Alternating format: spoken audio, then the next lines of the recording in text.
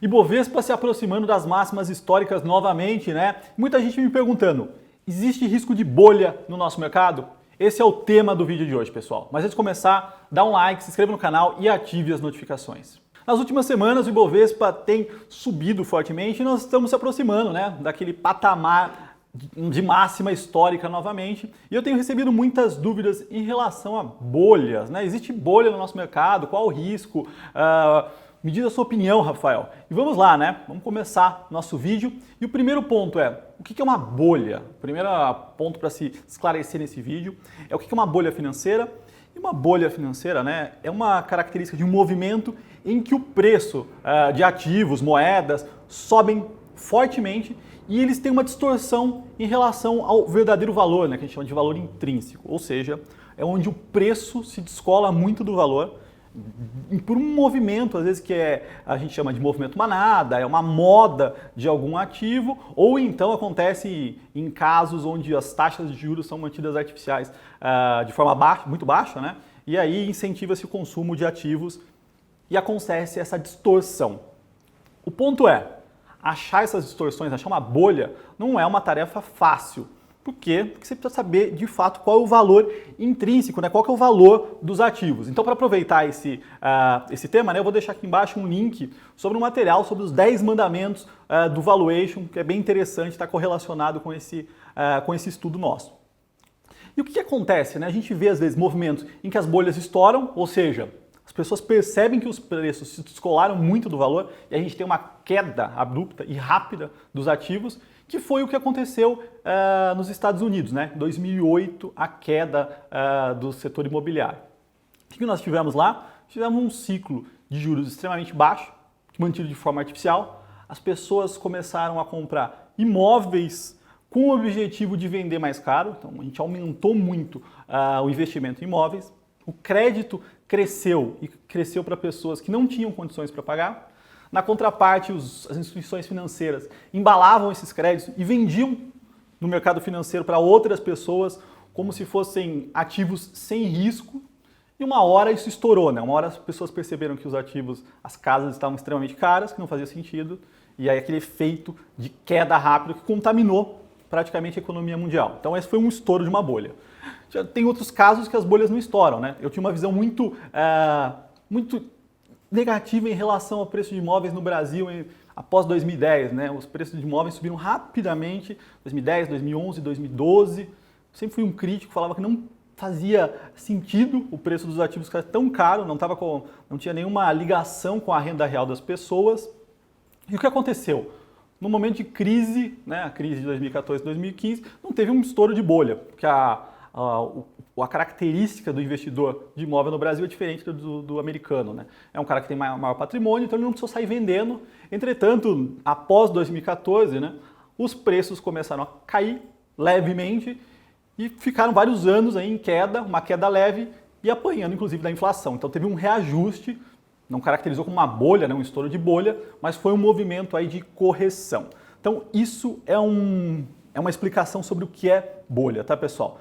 E vamos ao ponto 2, né? Existe uma bolha no nosso mercado, nas ações brasileiras? Minha visão é, não existe uma bolha no nosso mercado. O número de pessoas físicas cresceu muito nos últimos meses, né? A gente já alcançou 1 milhão de pessoas investindo na Bolsa de Valores nossa, que era um número que todo mundo falava há muito tempo. Entretanto, isso é extremamente baixo, né? 1 milhão de pessoas investindo na Bolsa é menos do que 0,5% da população. Se a gente comparar com Colômbia, é quase 5 vezes menos. A população da Colômbia, quase 2,5% investe em Bolsa. Nos Estados Unidos, esse número é acima de 50%, né? Então a população econômica ativa investe fortemente em Bolsa de Valores. Então aqui, apesar de ter crescido forte, né, e rápido, é uma base extremamente pequena, a gente não está no patamar da Colômbia ainda. Então eu não vejo grandes riscos nesse movimento. Temos um outro ponto que é importante, né, é para analisar a questão dos nossos ativos, né? O que é importante ver numa bolha? Se de fato os preços estão muito caros e a correlação com o valor deles. Então o que eu olho? Eu olho muito para o múltiplo, né? Preço-lucro, eu sempre falo preço-lucro, né? Ou PI também, Price Earnings, que é o valor de mercado das empresas dividido pelo lucro. Então você consegue ter uma relação e ver isso historicamente. E hoje o Ibovespa, se a gente pegar as 68 empresas que compõem o índice Bovespa, somar o valor de mercado de todas elas e dividir pelo lucro de todas elas, a gente vai ver um número aí próximo de 12 vezes, que é um número próximo da média histórica, né? Nossa média histórica é 12 vezes e meia, oscila entre 10 e 15, então a gente não está descolado, a gente está um pouquinho abaixo da média, em um ano positivo ainda, economia reaquecendo, juros baixos, inflação sob controle, então isso mostra que a gente não tem um problema de bolha. Lógico que a bolsa está num patamar alto, né? 105 mil pontos, mas se a gente comparar com 2010, né, que foi a outra máxima histórica, e colocar a inflação nesse período, a bolsa deveria estar acima dos 170 mil pontos. Então não existe um aumento do preço dos ativos sem correlação de lucro. Então não vejo um problema de bolha aqui no Brasil, no caso do mercado de acionário, né, no caso do Ibovespa. Bom, mas existe um outro mercado que eu vejo fortemente um risco de bolha, que são as empresas, o setor tech, né, pelo mundo, as fintechs, as startups. Aí sim existe um risco de bolha que eu venho falando há algum tempo. Deixa eu explicar um pouquinho mais sobre a composição dos investidores, né, como é que funciona as classes de investidores. Temos na bolsa, né, os investidores tradicionais e os fundos de investimento em ações. Então são pessoas que buscam empresas de valor, dividendos, crescimento. Isso é estabelecido há muito tempo. Antes de entrar na bolsa, existem os fundos chamados de private equity. Então são os fundos que compram empresas, compram pedaços de empresas de capital fechado, mas que estão numa fase já que conseguem rentabilizar, têm um modelo de negócios sólidos, são grandes e com um impulso financeiro e de gestão vão crescer rapidamente e vão conseguir entrar na bolsa. Então esses caras entram nessas empresas muitas vezes com posições, conseguindo colocar o presidente da companhia, o diretor financeiro e acabam ajudando e migram depois para a bolsa num ciclo normal. Antes disso, são as empresas menores, estão começando a crescer, tem algum modelo de negócio já, alguma coisa estabelecida. E a gente tem os fundos de venture capital. Então, como o nome diz, capital de risco. Essas empresas sempre operaram, né, pelo mundo todo, buscando empresas pequenas para fazer um crescimento. O que aconteceu? Nos últimos anos, algumas empresas de tecnologia cresceram fortemente e viraram grandes símbolos, né? Facebook, a Google, a Amazon, todas elas viraram exemplos de case de sucesso. E aí grandes famílias, né, grandes corporações, pessoas que são donas dessas empresas tradicionais, né, indústria, farmácia, todas elas que estão expostas a segmentos tradicionais, começaram a querer diversificar patrimônio e colocar pequenos percentuais, mas que são grandes em volume, nesses fundos para ter uma exposição a esse novo mercado em tecnologia. E aí eu explico, né, eu já expliquei algumas vezes, como um fundo de venture capital opera. Ele investe, por exemplo, um fundo de 100 milhões investe em 100 empresas ou 50 empresas de forma diluída, onde o objetivo é que 2 ou 3 deem certo e paguem o patrimônio do fundo inteiro. Naturalmente, as outras 98, 97 vão quebrar. Então, esse é o case de Venture Capital. Entretanto, o que a gente viu nos últimos anos? Como tiveram esses cases de sucesso, isso começou a chamar muito atenção e muita gente começou a investir nesses fundos de tecnologia.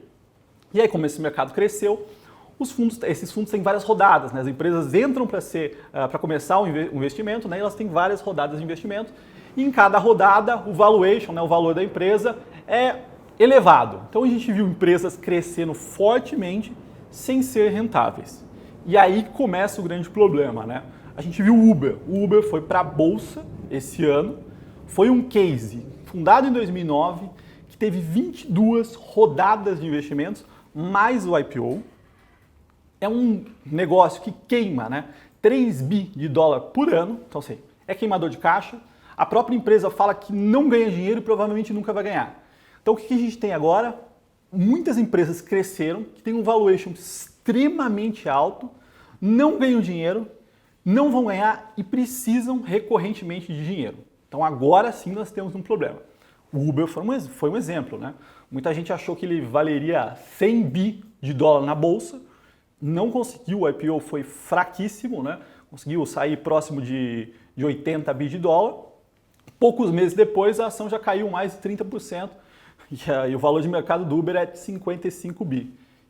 E ele vai precisar de mais dinheiro em breve e os antigos fundadores, os antigos investidores, né, os venture capital, querem sair. E isso não é algo exclusivo, um fato exclusivo da Uber.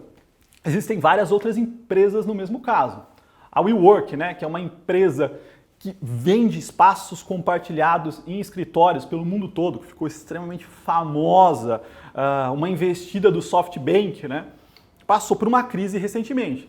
Ela ia fazer o IPO num valor de quase 50 bi de dólar, e aí os investidores tradicionais começaram a olhar no detalhe esses números, quando perceberam que a empresa não é nada rentável, que em 2008, né, depois de muitos anos, a receita dela foi de 1,8 bi de dólar, enquanto o custo com marketing foi 1,9 bi. Então ela gasta muito mais de marketing do que ela consegue fazer de receita. Isso virou um caos, o IPO foi cancelado, ex-fundador e presidente saiu, uma certa crise no SoftBank. O que nós temos no mercado? Né? Os fundos, os investidores estão começando a perceber que essas estratégias de investir em empresas de tecnologia, fazendo elas crescerem sem ser rentáveis, não está funcionando. No final do dia, né, no final de um ciclo de 5, 6, 7, 8 anos, você precisa vender para alguém que não vai ser um fundo de venture capital e que quer que essa empresa dê lucro. No final das contas, o que a gente está vendo é que essas empresas não dão lucros, não são rentáveis e precisam de dinheiro o tempo inteiro. Como você vai investir, né, numa empresa que não é rentável e que precisa de dinheiro? Ela não para em pé se não for com algum investidor aportando de tempos em tempos, de ciclos em ciclos, dinheiro para manter ela em pé. Então a gente tem um problema sim.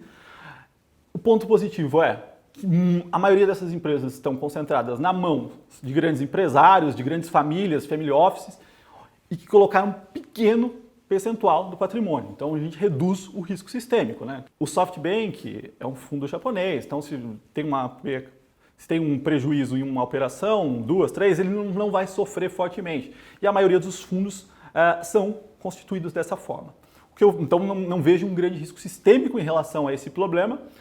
Fico sempre alertando as pessoas, né, para tomar cuidado. A nossa bolsa está pautada, está muito montada em cima de business tradicionais, então não tem um risco no nosso sistema, né? Mas existem alguns business novos que estão surgindo, chamando a atenção dos investidores, fora e dentro de bolsa, e eu sempre peço atenção, porque se a empresa não é rentável, nunca vai ser rentável, alguém vai ter que colocar o dinheiro o tempo inteiro, e se esse ciclo não seguir, né, se não tiver alguém em um momento de problema com liquidez global, que sempre acontece no longo prazo, né, alguma oscilação, essas empresas acabam não valendo nada. Então esse é o grande ponto, mas no nosso mercado, Ibovespa, não vejo risco de bolha, pelo contrário, ela está abaixo da média histórica quando a gente fala de múltiplos.